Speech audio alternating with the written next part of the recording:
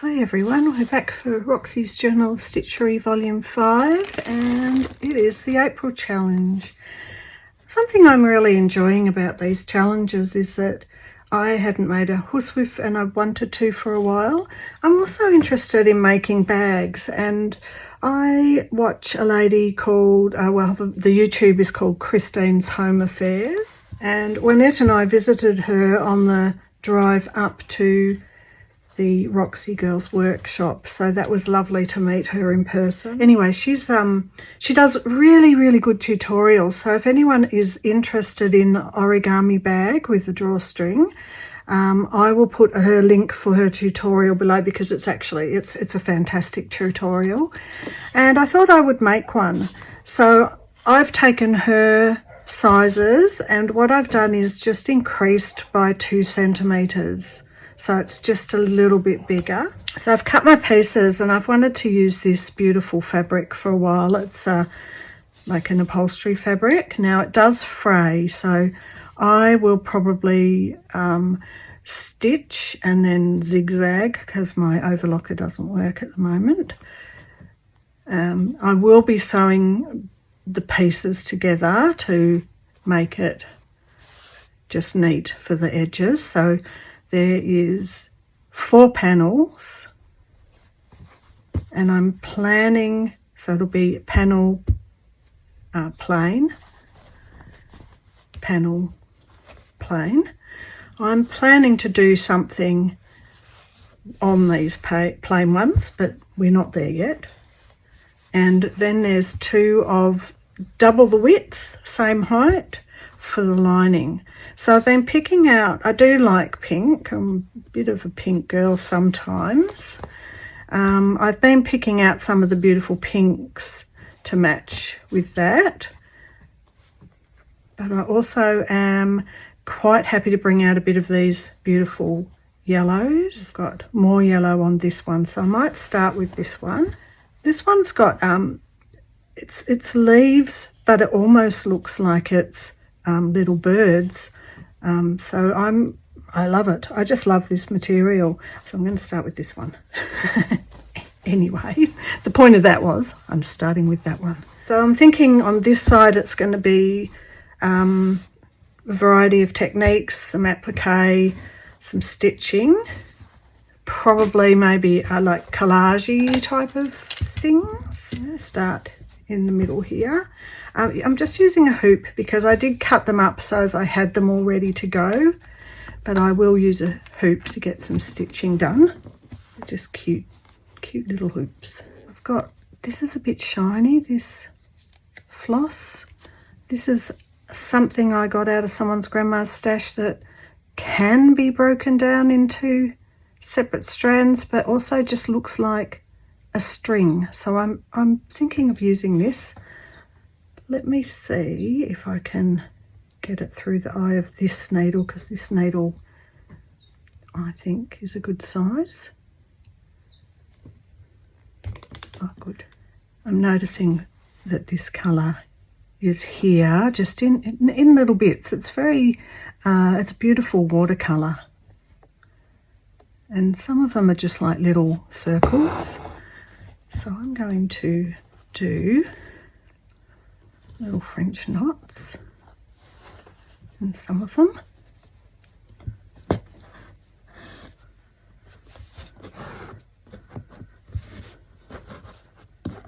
Tangly.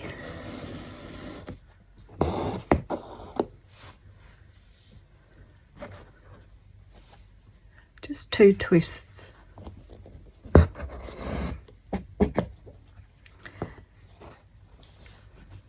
So you can already see it's starting to come up off the surface and be more textural.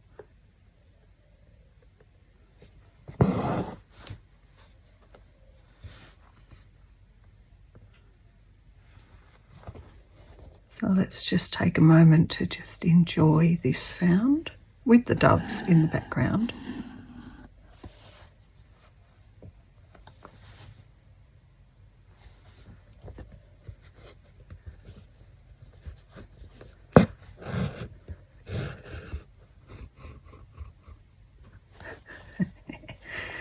Lovely. So I think this colour is going to be in French knots all over it, and I'm just going to leave that off for a minute. So there's a very fine difference between these two threads. However, if I've just got, how many? There's only two threads there. So I have to ascertain this is going to be on the very darker one bits. There's some here, and a bit more orangey even through here. This one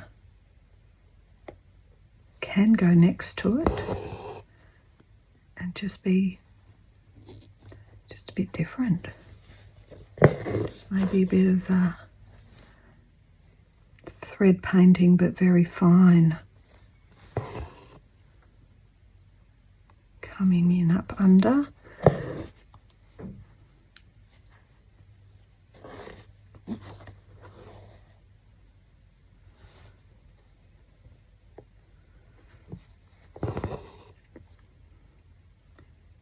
And lines, so the French knot next to the lines will be nice and contrasty. Now in terms of bags, this is a fairly easy bag to make. The hard bit will be the drawstring, but I've been watching Christine making these little troughs for the drawstring.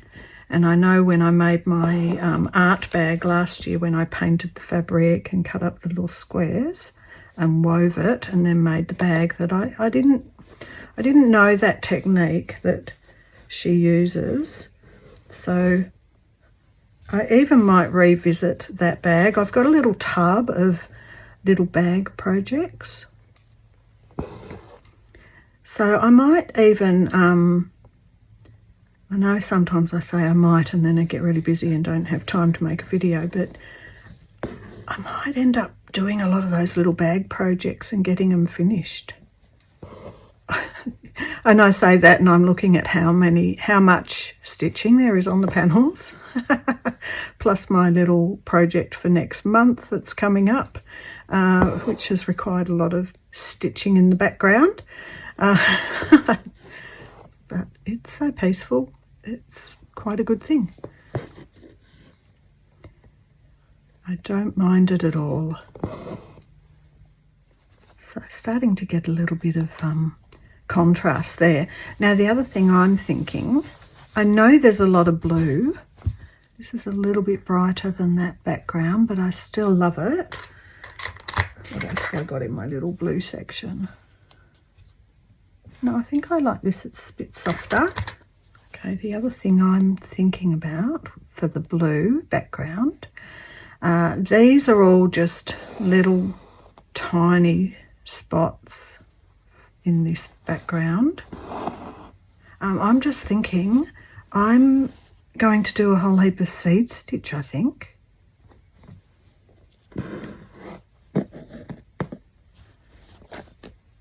Just to give it some texture. And I just had a thought, if it does get a little bit overbearing or too much, and I think, oh, that's doing the whole thing is just too much, I might stick to it being just in this circle, like a little panel. I'll see how that looks. If I make this really dense and then there's nothing on anything else, it could be a really nice effect. So from that perspective, I probably, see, this is the thing, this is how I work. I don't think about everything ahead of time and have it all planned out. And I've said before, when I was teaching at primary school with the kids, that they wanted you to have your lesson plan ready ahead of time, and I didn't work that way.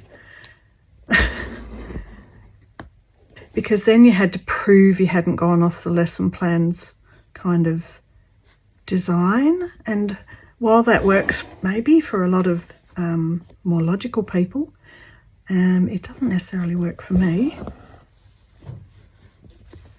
Need the creative, the joy of the creative. So that's a couple of ideas. Obviously the bag idea is fairly stable, and the sewing of that will be fairly stable. I've realised if I do a bit more stitching but keep it below here, because if I decide to do just a circular panel of heavily textured and leave the rest, this is too high, because there needs to be this little trough run between the lining and the front to run your drawstring through. So that's just going to be something I'm going to think about off camera. So this will be next to this. This is going to have some heavily embroidered tapestry in a circle. I know there's some beautiful pinks in that, and that's going to match in with that background. Here it is. Just got the colour here. This has got more pink on this panel. And I'm trying to pull out the blues and the yellows a little bit more to have a bit more variety. Now overall, there's a lot of blue in it already. We've got other little bits of blues and greens, but we've mostly got the pinks and the yellowy green, like the yellow into the pale green sort of, especially on this side here. So I'm thinking this might be a base for not overly patterned material, but like maybe a blend of a few different materials that are cantha stitched down. So it's like a quilt, as just a softening of this side. I don't know. I wanted it plain, and then I didn't, and then I thought maybe it'd just be nice. I could even just dye this and put laces over the top. Honestly, that is something that I will think about. So I hope you understand my process with what I'm doing, where I'm going with this, and I'll see you in the next one. Bye for now.